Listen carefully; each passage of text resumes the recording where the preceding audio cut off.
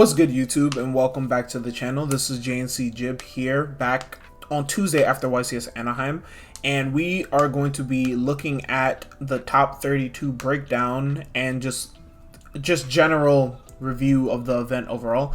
I think that this was a great event. From gameplay wise to viewership wise, the event was just really fun. The event ended up being won by Steven Trifkanowski, aka Triff, playing Fiendsmith Ryzeal, and we can look at the top 32 breakdown to see that going into top 32 we had 14 copies of Ryzeal, followed by 7 copies of Maliss, 2 Tenpai, 2 Yugioh, 4 Fiendsmith, like Fiendsmith Kashtira type decks, 1 Snake Eye, 1 Voiceless, and 1 Memento. So pretty top heavy, but all around diverse. A lot of different decks in the top cut. And we are going to just take a quick look at some of the notable decks. Starting off with obviously the first place deck list, piloted by Triff. We have Fiendsmith Kashtira, 41 cards. So we have regular Ryzeal engine with 3X, 3 Ice, 3 Sword, 1 Node.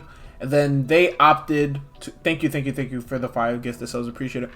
They opted to play the Fiendsmith engine. So basically the reasoning behind the Fiendsmith engine in this deck is that it tries to solve some of the issues that we've had previously with the Ryzeal deck, mainly losing to Dimensional Barrier, also giving you a secondary push past just your Ryzeal engine, and the Fiendsmith cards having natural synergy with the Ryzeal cards being able to have Ice not lock you from its main effect to summon from deck, and then also Exiton being a light fiend, being able to bridge into Requiem in order to do your Fiendsmith lines. It also gives the deck access to cards like Desiree, which are just broken Omni Negation, and Wave King Caesar, which kind of is good against other matchups.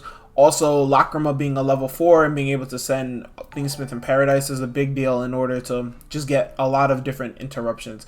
I think that this was a deck that wasn't very known before this tournament, despite there being quite a few people playing it in the event. But all around, I think that it's a very solid choice and probably the front runner of potential best deck for the upcoming format. The next event is YCS Orlando, so we will be getting another main core set between now and then, so maybe that shakes up a couple of things, but I think in general that this is probably going to continue to see a lot of representation at the regional level, and there are a few like YCSs outside of the country. I know that there's one in South America, and there's also one in Australia between now and Orlando, so I expect to see that this deck have a lot of representation and probably be the front runner as the best deck. The next deck I want to look at is the second place deck list, which was Tenpai, piloted by Nick. Shout out to Nick, one of my students. I've done some coaching with him in the past, but he's been playing Tenpai since forever. Honestly, he's been playing Tenpai consistently since Nationals, and for him to get this far in a YCS is very inspiring, and great job to him and shout out to him. So he played Tenpai Dragon, 3 copies of Fadra, 3 copies of Chundra, and Kaiman are now at 1. 2 copies of Genroku, 2 copies of Fadra, no Dora Drago, which is interesting, but opting to have the second Fadra instead of Dora Drago, which it's usually back and forth between those 2 cards. One thing that is interesting to see is that he did not main Dimensional Shifter, opting to main Ultimate Slayer and Droplets instead, more of a board breaker approach mixed with some hand traps in order to try to counter Ryzeal, which I think made a lot of sense for this event. He also cut down on some of the fluff synchro monsters and just played a very tight synchro package and opted to play more link monsters, more targets for Ultimate Slayer. Cards like Typhon, which are interesting, and Doolittle Chimera in order to try to OTK under Barrier. And then on the side, 3 copies of Barrier, 3 copies of Lancia, 3 copies of Shifter, and Heatwave. Okay, that makes sense. Very good standard deck list. I like that he ended up going for the breaker approach instead of just trying to swarm with hand traps, because that was definitely not working against Ryzeal.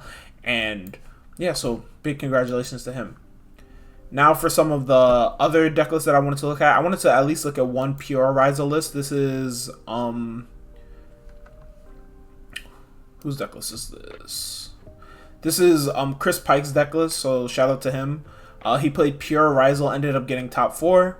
Standard Ryzeal package, the 10 Ryzeal monsters. He opted to play Desires. That's something that is commonly seen in the pure Ryzeal deck. One thing that was interesting was that this week we saw a lot of the pure Ryzeal players talking about their dissatisfaction with Desires. That's something that I heard a lot from Ryzeal players after the event, was how they didn't really like how Desires was performing for them throughout the tournament. Obviously, drawing 2 is very powerful, but because there is such a small amount of actual engine cards, really only 9, because I would consider Node 10, because you do care if you banish the Node. Because you have such a slim engine, it's really detrimental if you banish multiple of these 10 cards. It really could destroy your grind game, etc. And yeah, so I know that a lot of people were dissatisfied with that. He also decided to keep playing the Plasma Hole. I know that this is something that a lot of people have cut from their Ryzeal decks, but I still like the card. I still think that it gives you some plays around board breakers, which we saw quite a few people deciding to play a board breaker approach for this event in order to try to counter Ryzeal. And I think that having the whole thruster giving you some options through board breakers is definitely a really good step. As for the side deck, we do see Metaltronus, which is another tech card that I've seen, and it saw a lot of play on the online Iron Man circuit leading up to Anaheim. It's just a very good card in the mirror match. We did see it in top 4 used against Triff, but Triff just had the stones, so it didn't matter. But it's a very good card in the mirror match.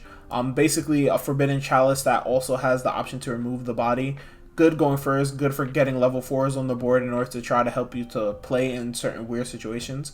But yeah, I just think that all around it's a very good, solid deck list.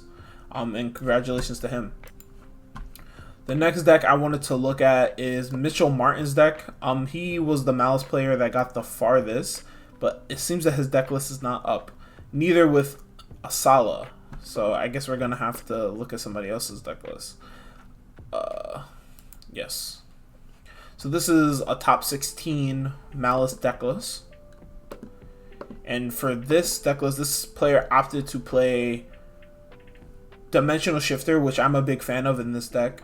But they also decided to play Silent Mining, which is interesting. I don't necessarily like this. I think that these cards conflict completely and you don't really want to draw them together.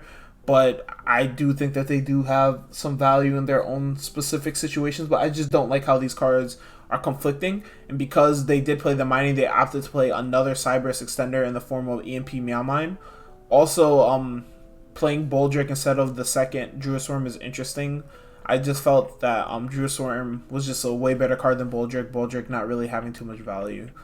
As for the extra deck, pretty standard. They opted to play the Transcode Talker because they are playing the Silent Mining, so they have more access to playing through Lancia by link climbing with Transcode Talker into Terahertz. And then as for the side, they played the Slayers, the Thrust. They opted to play Simul Archfiend for the mirror match, which is a cute tech, kind of popularized by Triff, but yeah, it's interesting. So, and they opted to side the second Druisworm.